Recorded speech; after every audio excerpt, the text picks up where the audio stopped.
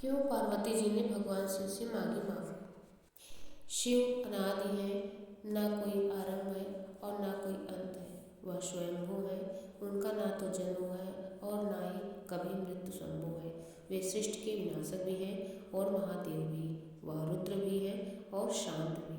शांत उनके क्रोध की ज्वाला से कोई बच नहीं सकता, तो उन्हें प्रसन्न करना भी अन्य देवी देवताओं से कहीं ज़्यादा आसान है।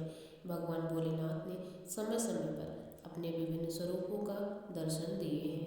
वे कभी वीरभद्र बने तो कभी उन्होंने नटराज रूप धारण किया। वे कभी काल भैरव बने तो कभी अर्धनारीश्वर बनकर अपने भक्तों के बीच प्रसिद्ध हुए। शिव को अघोर तंत्र का जनक भी माना जाता है। यही वजह है कि अघोरी साधक शिव और शक्ति के स्वरूप की पूजा कर सिद्धियां एकत्रित करने में अपना जीवन व्यतीत कर देते हैं। भगवान शिव से जुड़े कई रहस्य, कई कथाएं हम अक्सर सुनते रहते हैं।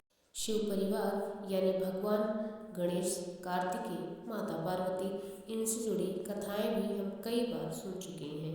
लेकिन बहुत से लोग अभी तक इस बात से अनभिज्ञ हैं कि भगवान शिव की बहन भी थी। क्या कभी आपने भगवान शिव की बहन के विषय में सुना है? नहीं तो चलिए आज हम आपको ननद भाभी यानी शिव की बहन असावरी देवी और माता पार्वती से जुड़ी एक अद्भुत कथा सुनाते हैं।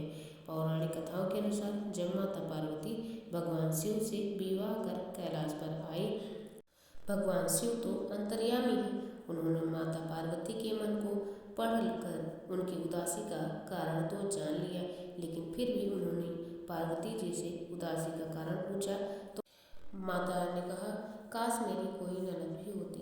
भगवान शिव ने उनसे पूछा कि क्या ननद के साथ तुम निभा पाओगी? तो इस सवाल के जवाब में माता पार्वती ने कहा, ननद से मेरा क्यों नहीं बनेगा? भगवान शिव ने उनसे कहा, ठीक है। भोलेनाथ ने अपनी माया से एक स्त्री को उत्पन्न किया। वह स्त्री बहुत मोटी और भद्दी थी, उनके पैर भी फटे हुए थे। भगवान शिव ने देवी पार्वती से कहा, ये लो देवी, आ गई तुम्हारी ननद, इनका नाम असावरी देवी है। माता पार्वती अपनी ननद को देखकर बहुत खुश हुई। वे जल्दी जल्दी उनके भोजन का प्रबंध करने लगी। असावरी देवी ने स्नान के पश्चात भोजन की मांग की तो देवी पार्वती ने स्वादिष्ट भोजन उनके सामने परोस दिया।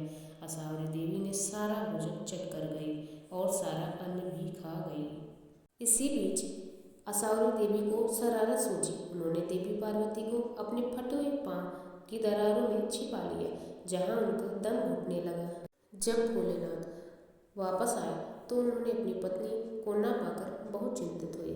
उन्होंने असावरी देवी से पूछा कि वह कहीं ये उनकी चाल तो नहीं।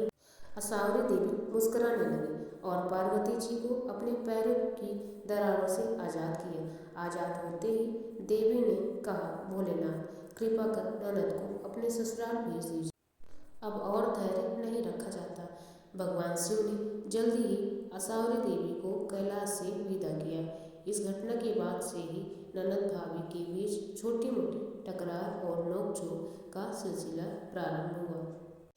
ऐसे ही भगवान कथा को सुनने के लिए हमारे चैनल को लाइक और सब्सक्राइब करें और कमेंट में जय भोलेनाथ अवश्य लिखें।